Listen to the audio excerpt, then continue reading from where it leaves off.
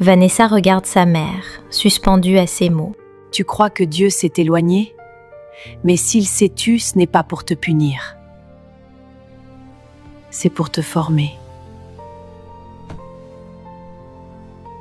Vanessa, écoute-moi bien. Avant d'utiliser quelqu'un avec puissance, Dieu permet qu'il traverse le brisement, le silence, la pression.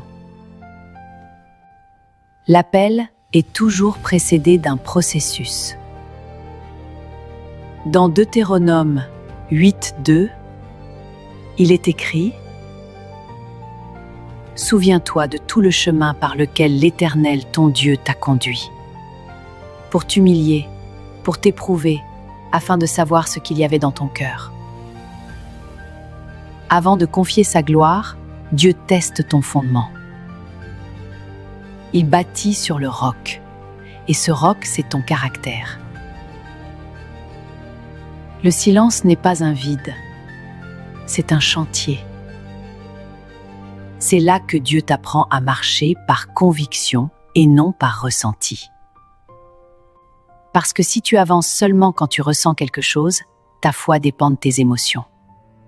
Mais la foi véritable reste debout, même quand tout semble immobile.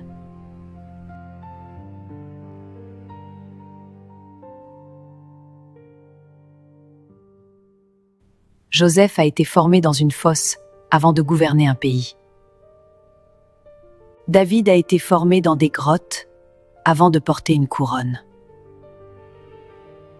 Jésus lui-même a été conduit au désert avant de commencer son ministère. Le désert précède la destinée. Ce qui est en toi ne se révèle pas quand tout te favorise.